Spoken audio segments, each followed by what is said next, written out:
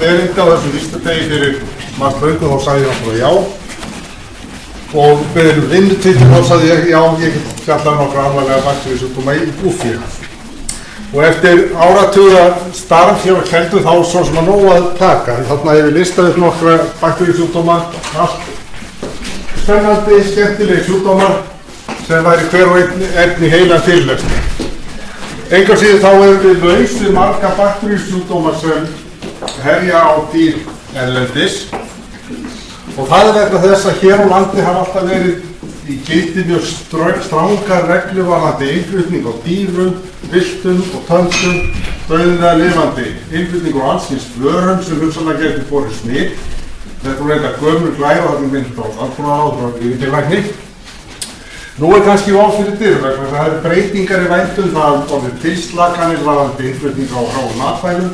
Það getur leitt til þess að hingað beri smitefni. Ég vissum að við fáum hér Covid-197 fyrir að síðan hingað til landsins.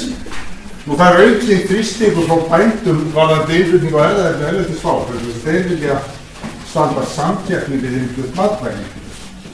Og það er aukinn ferðamannastraumur. Allt þetta getur leitt til þess að við fáum hingað ýmsar sjúkdóma og ég ætla að nota þennan tíma sem ég hef til að fjalla eins tvo bakteríusjúkdóma í búfé sem hafa komið með innfluttu smitefni. Í fyrsta lagi Garnaveiki sem kom hérna 1933 og það er vel við hæfi vegna þess að þetta var eitt fyrsta verkefni sem var tekist á við hér á Keldum á sín tíma þegar stofnun var sett á laggirnar. Gömul saga en hún er sígild vegna þess að þó að aðstæður hefur breyst menn sem alls kyns áhættumat, betri greiningar, aðferð og þess aftar þá getur alltaf fengið nýja sjúkdóma og það sem maður hefur mestar áhyggjur af kannski er að hingað berist smitefni sem eru landlæg erlendis, valda kannski litlu usla, litlu tjóni, en hingað komið geta valdið alvarlegum sjúkdóm og þar ætla ég að nefna sem dæmi smitandi hósta í hrossum sem við fengum hingað 2010. Þessi tveir sjúkdómar eru þörf áminning hversu berskjaldaður íslenskur búfénaður og hvað getur gerst ef hingað berast nýjir smittsjúkdómar. Við þurfum alltaf að vera á varðbergi, það verður að síðist eftirlit með smittsjúkdómastöðunum þannig að við getum brugðist við eitthvað fyrir úrskeiðis og hér þurfa að vera öflug forvarnir og fræðsla. En ef við tökum fyrir Garna, ég er með fullt af glærum, þess að tala ég dálítið kannski, allt og mikið af glærum. Garnaveiki er ólæknandi smittsjúkdómur í rjóstdýrum. Ég ætla bara að draga fram nokkur atriði sem skipta máli í sambandi við baráttunum gegn þessu sjúkdómi. Bakterían er lífseig, hún hefur einangruð úr mörgum dýrategundum. Hún getur lifað lengi í umhverfinu og meðgöngutími sjúkdómsins er mjög langur. Þetta er allt atriði sem við verðum að hafa í huga í baráttunum við þennan sjúkdóm. Dýrin smitast yfirleitt á fyrstu mánuðum ævinnar og í upphafi er sýkingin falin, þannig að við getum verið með heilbrigða smittera í óbólusettum fjörðum áður en nokkur grunar að sjúkdómur sé á ferðinni. Og þau eru án einkenna, þau eru án mælanlegra mótefna. Á síðari stigum er hægt að greina bakteríuna í saur og jafnvel mótefni í blóði, en þetta getur verið sveiflukennt, þannig að það er ákaflega erfitt að greina þennan sjúkdóm. Þetta þekkiði mörg hver bakterían veldur bólgum í þarmaslímhúð og þarmaeitlum og þetta hefur verið notað í gegnum tíðina við svona makroskópiska skoðun á sjúkdómi í sláturhúsum, en þetta er ekki einhlítt, það geta verið litlar bólgubreytingar þó svo að sjúkdómur sé til staðar. Það er eins og stendur þarna, þetta er glæra frá henni Lóu, það er ekki alltaf gott samsvar milli alvarleika sjúkdómseinkennanna og alvarleika bólgubreytingana. Öruggasta aðferðin til að greina Garnaveiki er við smásjárskoðun, við vefjarskoðun. Hérna sjáum við heilbrigða gögn. Sýkingin veldur mikilli bólgu í slímhúð og það sem við notum á til greiningar er sérstök sýruföst litun en með henni má sjá sjálfar bakteríurnar í slímhúðinni. Og hér er mynd af hengiseitlum, þeir eru oft stórir með ljós hnúð svæði og í smásjárskoðun þá sést bólga og oft míkrútur af bakteríum. Garnaveiki barst til Íslands 1973 með innflutningi á karlakórgildum. Kindurnar áttu að vera í einangrun í 3 ár, en eftir 2 mánuði var einangrun aflétt og það fluttar til 14 bæja víða um land. Garnaveikin kom upp á 5 bæjum, en það var ekki fyrir 5 árum eftir að sorphirur og afléttar að sjúkdómur uppgötvaðist, sem segir, eins og við minnst áðan, að þessi sjúkdómur lúmskur. Og hún náði að dreifast út all land, olli dánartíðni på 89% og gat farið allt upp í 40% og eftir ágúst að talið um 100.000 fjárvöldum þessara veiki. Og þetta eina af þessu svokölluðu karakúl pestu sem komu með þessum innflutningi. Hinir sjúkdómarnir voru mæðveiki og votamæði, mæði visna, veirusjúkdómar sem ég ætla ekki að fjalla nánar hér. En baráttan gegn garnaveikinni, það tókst ekki að útrýma henni með niðurskurði eins og veirusýkingunum. Menn reyndu ýmislegt, greina sýkt dýr og slátraðum, hömlu og flutningi, en þetta hefði takmörkuð áhrif vegna skorts á góðum greiningaraðferðum, löngum meðgöngutíma, mengun í umhverfi og svo framvegis. Blóðprófið erfitt í notkun. Þetta ekki einstaklingspróf, það mikilvægt að leggja áherslu á það vegna þess hver mótefna framleiðslan sveiflukennd. Það aðeins hægt að nota þetta sem hjartpróf, bakteríuleit, útskilnaður og lítill uppæði, getur verið sveiflukenndur á síðastu stigum og íslenski garnaveiki sýkillinn óræktanlegur. Fjárskiptin sem var beitt til að útrýma þessum karbónfestum dugði ekki gegn garnaveikinni. Rannsóknar á garnaveiki var meðal fyrstu verkefna sem var unnið hér á tilraunastöðinni undir öllum forystu Björns Sigurðssonar, forstöðumanns. Þær leituðu til framleiðslu á bóluefni til varnarveikinni og með bólusetningu hefur tekist að halda tjóni af völdum þessarar veiki í lágmarki. Þetta kallað Sigurðssonsvaksíni og var fyrsta bóluefni gegn garnaveiki sem var farið að nota almennt í heiminum. Björn Sigurðsson, sem reyndar þekktari fyrir kenningar sínar hæggenga veirusýkingar, hann fékk sína doktorsgráðu út vegna rannsókna á garnaveiki. Bólusetningi veitir vörn, en hún kemur ekki alveg í veg fyrir smit eða bólgul. Þannig að við getum verið með smit eða þrátt fyrir bólusetningu. Hins vegar minnkar úr smitálagið, hún dregur úr fjölda baktería í saur, hún dregur úr fjölda dýra með klíníska einkenni og með tímanum þá leiðir bólusetningin til færri tilfellasýking og dregur úr mengun í umhverfinu. Hún dregur úr tjóni, en það mikilvægt að leggja áherslu á að reynslan bæði hérlendis og erlendis að það hættir að útrýma garnaveiki með bólusetningu. Menn hafa verið að beita vonum við það, en það því miður mjög hæpið. Þið þekkið þetta kort varnarsvæði, litamerkingar á búfé og svo framvegis. Þetta kort hér bjó Þorsteinn Ólafsson til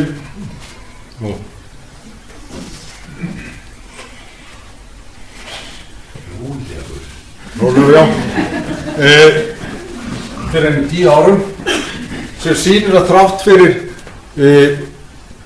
40 ára baráttu gegn garnaveiki þá ennþá stór landsvæði þar sem enn verið að bólusetja. Dökkblá svæðin sýna svæði þar sem garnaveiki hefur aldrei greinst, ljósblá svæði þar sem menn hættu að bólusetja og gerðu sér vonir að væri búið að útrýma veikinni. En enga síður þá kom garnaveiki upp aftur á þessum stöðum 2008 hér í Fljótsdalshéraði, 6 árum seinna í næsta varnarsvæði Héraðshólfi og 2015-17 hér norður í Kelduhverfi. Og eldvill þetta bara toppurinn af ísjakanum.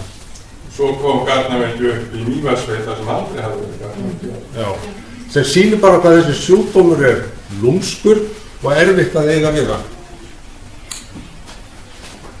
Það sem skiptir kannski mestu máli í baráttunni gegn garnaveiki, það að bólusetja ásetningslömb snemma á haustin. Þá hægt að halda veikinni niðri, koma mest í veg fyrir fjárhagslegt tjón, en það þarf að fylgjast vel með framkvæmd bólusetningarinnar. Og við látum að sýna ykkur þetta úr búfjárheilsu svona lokum í garnaveiki. Þar flipi þar sem maður getur farið inn á þegar maður að skrá bólusetningar Skýrslan sem birti bæi sem eiga bólusetningar gatnaveikin hafa ekki gert það samkvæmt reglugerð á bólusetja frá 1. september til 31. desember. Skráin sýnir bæi sem eru ekki búin að bólusetja. Áramót þá voru þetta 303 bæir í Suðurumdæmi, 92 í Austurumdæmi, 87 í Norðausturumdæmi, 43 í Suðvest og 77 bæir í Vesturumdæmi. Og þarna einhver brotalögn sem verður að taka á. Hvort vegna þess að menn þeir bolleikar skráðu ekki í búfjárheilsu eða hvort þetta vegna þess að menn slugsa við bólusetninguna. Það kom eina aðtöðsum. Mér fannst þetta mjög skrítið þegar ég fór inn á þennan lista. Skoða fleiri sem er bólusum. Skoða lista. Og þá rækjum augun í það á bílasvæðum sem ég hefði að það er hellingur bæjum að minni þessum heilum sveitum. Og jafnvel bæjum sem það er komið í eyði þegar ég kom áður sinni. Það er að taka til, en það er samt góðum að Þetta er ekki gott vegna þegar núsaður bólusetningar þá nær veikin að magnast á einhvern tíma. Þetta er tíma og hún getur magnast af því og bara valda stórfelldu tjóni. Ég veit ávæninga því að ákveðni aðeins fara að gefa þetta bólusetningu frjálsa. Þá er það bara sænsum þetta sjálfa. Það tel ég alveg frá þig. Vegna þess að þú ert ekki aðeins að verja sjálfan þig, þú ert líka að verja umhverfið, þú ert að verja nákvæmlega. Þegar sýkingin er að magnast upp, hún verður náttúrulega best heim á búunum á haustin, en hún er að magnast upp, þá verður smittur í réttu við smalamennsku og svo framvegis og við getum lent í ykkur vandræðis. Og við bættum í sérlega og það er annar sem við takkum í kemur þetta er líka það sem er mjög fátt fyrir. Hótt í bænslu og tíki sem erfitt að ná tík. Ekki heima. Þannig að svona kúfurinn 95% náinn. En þetta er alveg 1%. Þetta var gatnavíkina. Næsti sjúkdómur sem ég ætla að fjalla er smitandi hósti í hrossum sem kom upp hér 2010. Það er nýlega komin út grein sem þessar rannsóknir sem voru unnar í samvinnu við milli Tilraunastöðvarinnar, Matvælastofnunar og tveggja breskra rannsóknarstofnana. Fljótt við sögur sjúkdómastaða íslenska hrossastofnsins er mjög sérstök vegna einangrunar. Og hugsanlega er stofnin erfðafræðilega næmari fyrir ýmsum smitsjúkdómum en hross erlendis. Ég ætla ekki að fara í þessa í smáatriði en bara vekja athygli á þessu. Fyrir 1989 eru þekktir 2 faraldrar í hrossum, hrossasóttin 1805 og 33, en frá 89 þá vitum við minnst orðið 6 faraldrar og 7 ný smitefni. Þetta kemur með aukinni traffík, ferðamanna og svo framvegis. Þarna eru þessir faraldrar listaður upp. Sá sem ég ætla að fjalla er öndunarfærasýkingin sem kom upp 2010. Það var fyrst tilkynnt þessa nýju sýkingu á hestamiðstöðin og bændaskólanum á Hólum í apríl. Einkennin voru hósti og útferð nefi og það var ljóst þá þegar að veikin var talsvert útbreidd sérstaklega sunnanvert landi. Þannig að það veistist ekki það var óumflýjanlegt með þetta yrði faraldur. Byrjaði sem glæst nefrensli, var síðan slímkennt, graftarkennt, fylgdi þess aðeins slappleikin, engin hiti, eðlileg blóðgildi, varði í 2 til 10 vikur. Sýkingatíðnin var mjög há, 100%, eða það að segja allur hrossastofninn virtist vera næmur, en sem betur fyrir var dánatíðnin mjög lág. Smitdreifing og bæði beinasnerting og óbeint smitt og það mátti rekja upphaf þessara sýkingar til þjálfunarmiðstöðvar á Suðurlandi. Faraldsfræðileg netkönnun leiddi þetta í ljós og hugsanlega var upphafið á bilinu 5. til 10. febrúar. Seinni hluta febrúar í mars dreifðist sjúkdómurinn til að minnsta kosti 18 talningarstöða. Fyrst norðar á Hólum og á Reykjavíkursvæði og síðan frá þessum stöðum til fleiri staða. Í júní var sjúkdómurinn kominn víða land. Við héldum við að þetta væri veirusýking, hann sjúkdómurinn hegðaði sig þannig en þrátt fyrir ítarlegar rannsóknir bæði hér og á rannsóknarstofnun erlendis þá fannst engin veira sem gæti hrossum. Hins vegar ræktuðust beta-hemolítíkis streptókokkar úr nær öllum tilvikum frá hrossum með hósta og vor.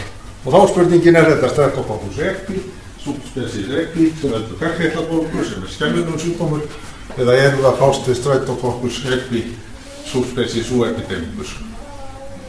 Og það kom í ljós að það var sem betur fyrir þann bakteríustofn að ræða. Þetta var staðfest bæði með PCR og biokemískum prófum.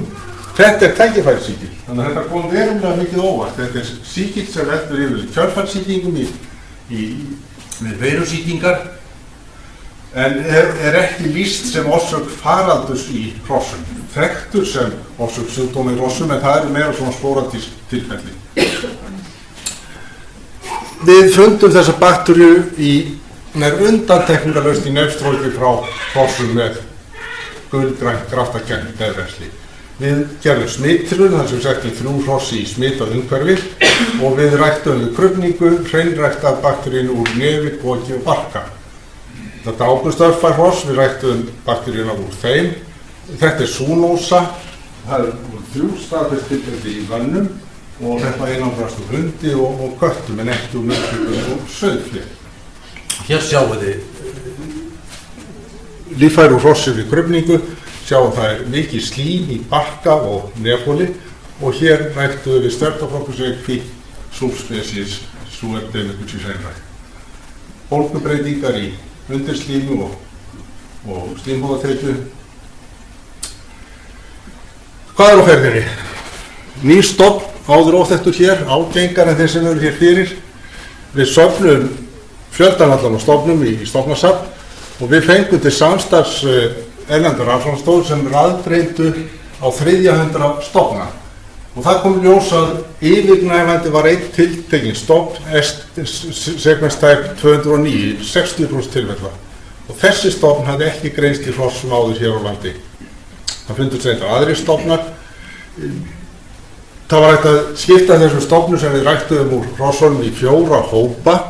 3 þeirra, og það var talsverður erfðafræðilegur breytileiki í 3 þessara hópa sem bendir til að þeir hafi verið hér all nokkuð tíma.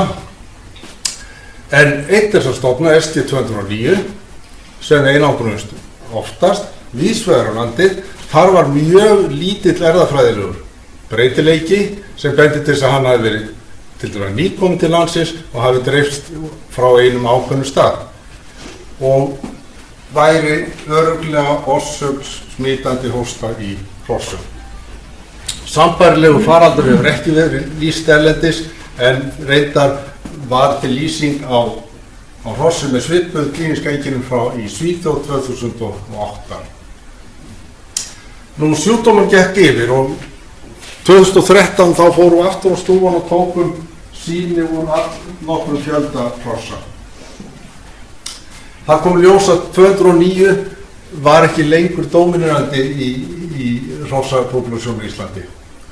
Fannst aðalega í ungum folöldum, ungum hrossum en fannst einnig í eldri hrossum. Og það sem var áhugavert, það kom í ljós að það var komið fram talsverður erfðabreytileiki í þessum stofnum miðað við upphaflega stofnum. Og út frá því var hægt að reikna út hvenær hann hefði hugsanlega komið til landsins og niðurstaðan var svo að hann hefði komið hingað til lands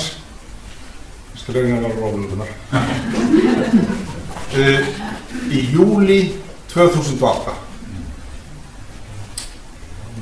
Hann var á landlægur hér á landi í popúlasjónunni, sýkir nýfætt dýr, folöld sem ekki komist í tengslaðan áður og þetta svona svipað og menn að sjá erlendis með að stofna hann veldur sporadískum veikindum en ekki farandi. Og þetta samantektin. Smitandi hósti sýking af völdum Streptococcus equi, subspecies epidemicus. Það barst nýr stofn af þessum tækifærisýkli til landsins og hitti fyrir hrossastofn sem mjög næmur fyrir sýkingu. Sérstaklega aðstæður eru til þess valdandi að sjúkdómurinn náði mikill útbreiðslu á skömmum tíma og þar þessi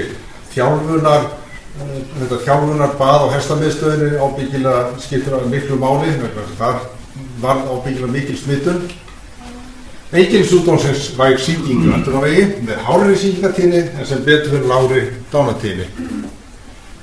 Engu að síður þá hafði sjúkdómurinn lamandi áhrif á allt hestahald í landinu í 3 mánuði og öllu miklu fjárhagslegu tjóni. Stofninn er orðinn landlægur hér á landi, veldur helst einkennum í ungum hrossum. Líkur benda til þess að hann hafi borist til landsins 2008 með hugsanlega fólki. Öllu líklega kannski ólöglegum innflutningi á hestatengdum búnaði. Samsvarandi sjúkdómur er þekktur erlendis unghestum og hefur þó nokkuð þýðingu en veldur ekki svona faraldur eins og við upplifum. En hann er fyrir okkur þörf áminning það hversu viðkvæmur hrossastofnun okkar er gagnvart smitefnum erlendis frá. Matvælastofnun hefur útbúið bækling til handa ferðamönnum væntanlega þar sem varað er við og menn beður að taka tillit til þeirra smithættu sem getur leitt af innflutningi á matvælum, útbúnaði vegna hestahals og reyndar í sambandi við fisksjúkdóma líka. Þennan bækling hefði hvergi séð nema á heimasíðu MAST. Ef við förum flughöfninu þá séð þennan bækling hvergi. En þessu bæklingi velji til dýralæknar að halda á lofti. Það er líka til plakat sem ég finnst að við ættum að hengja upp og vera einustu í húsakynni vera einustu hestategna starfsemi í landi. Það er landsmót framundan og það er verður að vekja athygli útlendinga á þessu viðkvæmur okkar hrossastofn er fyrir sýkingum erlendis frá. Nú loka orð. Ég minntist á það í upphafi að þessi 2 sjúkdómar sem ég farið yfir, karlaveiki og smitandi hósti sé áminning fyrir okkur. Þessu berskjaldaður íslenskur búfénaður er og hvað getur gerst ef að hingað berast nýja sjúkdómar. Við erum ennþá að fást við karlaveikina. Það verður að vera sífist eftirlit með sjúkdómastöðunum þannig getum gripið inn ef eitthvað kemur upp á. Það verður að vera öfluga forvarnir og fræðsla og samvinna allra sem að þessum málum koma. Og síðast en ekki síst verður að vera öflugar rannsóknir aðstæða hvað varðar smitsjúkdóma í dýrum og hér gegna keldur og hafa gert í 70 ár lykilhlutverki. Og það er vonandi að ráðamenn hafi skilning á þessu og efli þessari stofnun á næstu árum. Nú, ég hef látið af störfum hér á Keldum og þetta er svona minn svanasöngur, þessi fyrirlestur. Ég vil nota þetta tækifæri til að þakka öllum vinum og samstarfsmönnum hér á Keldum sambúðina. Það er skemmtileg ár, ævintýraleg ár. Ég vil líka þakka dýralæknum fyrir gott samstarf í gegnum árin og síðast dýraeigendum og bændum og öðrum dýraeigendum. Nú held ég á nýra ævintýra og þakka fyrir mig.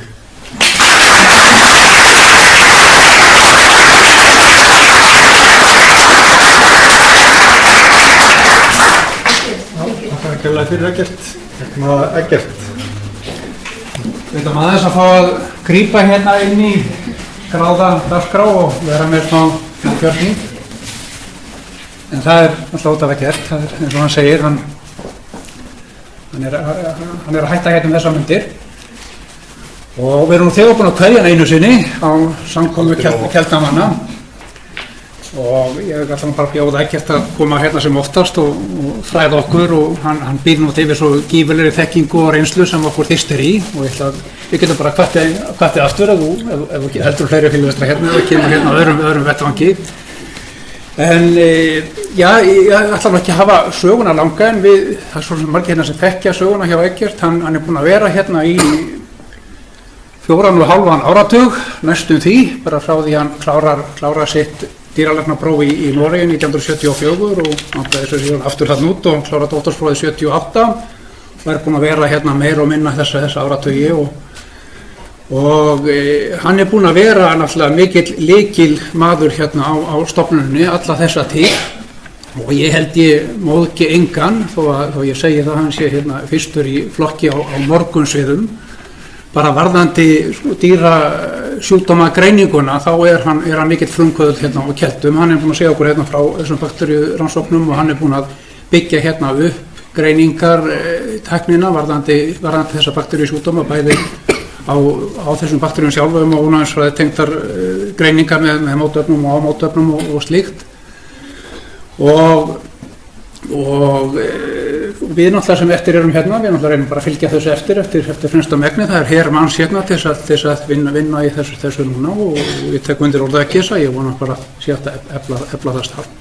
Nú Eggert hann er náttúrulega búinn að vera mjög eftirsóttur út fyrir þessa stofnun í ýmiss konar ráðgjöf og í nefndum og slíkt og ótal skýrslur og nefndarstörf sem liggja eftir hann er búinn að vera mjög virkur í dýralæknafélagi Íslands og gegndi þar með annars formönnsku árabil og hann er búinn að segja okkur hérna frá vísindarannsóknunum og það er ekki eingöngu bakteríurannsóknir sem að málið snýst eins og hann er búinn að segja okkur frá hérna. Hann hefur líka verið lykilmaður og frumkvöðull hérna varðandi tilraunadýr og hann nefndi hérna þetta mikilvæga samstarf sem við erum í og hann er ekki bara eftirsóttur í samstarf í erlendis eins og þegar að við erum með eitthvað merkilegar efni við hérna sem þarf að ráðstefnu eða slíkt.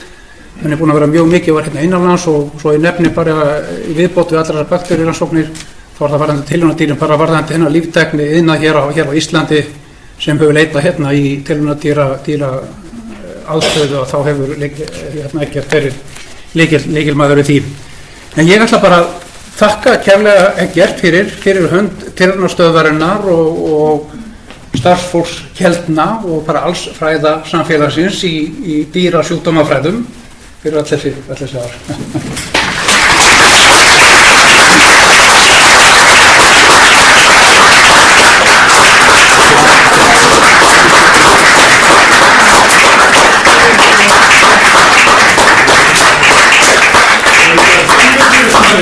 Takk fyrir.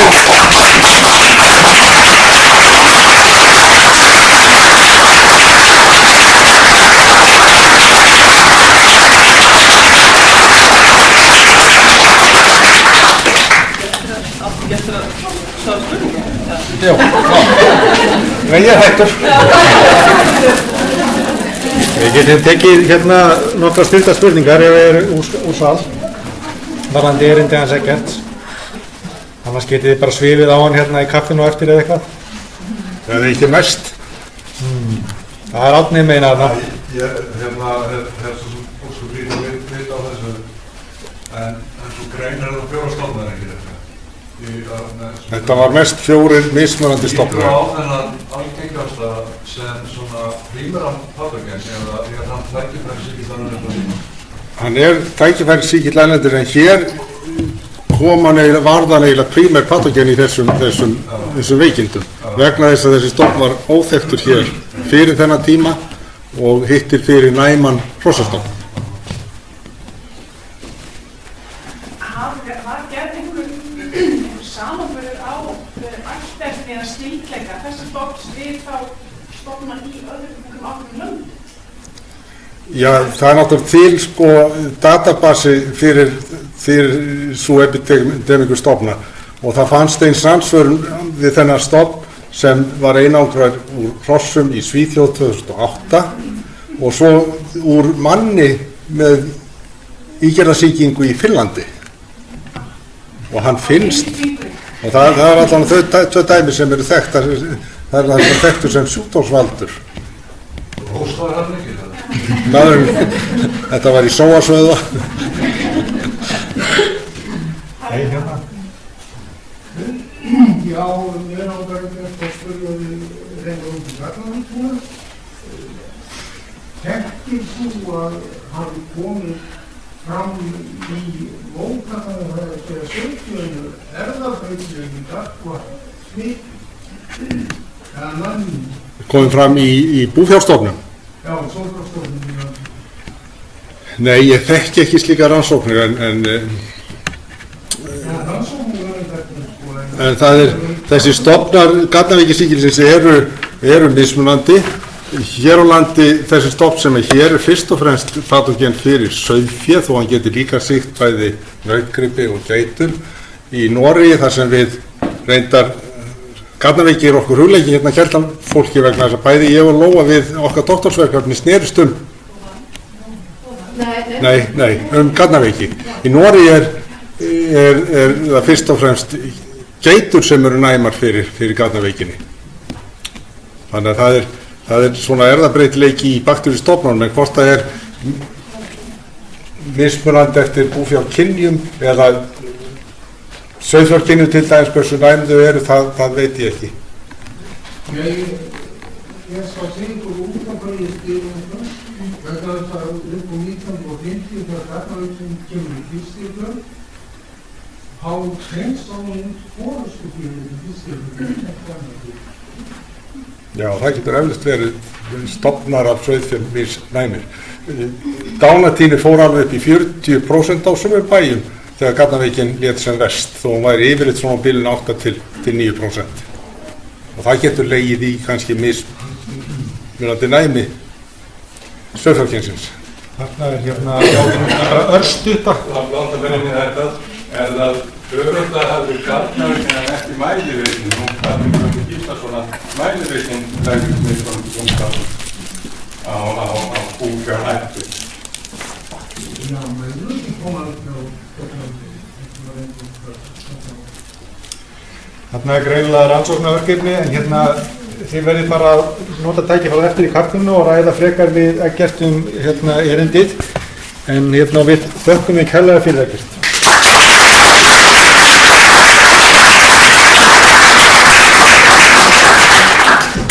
Þá er næst á dagskrá Vala Freyriksdóttir og hún ætlar að segja okkur frá salmonellu og kampylobakter í dýrum og mönnum.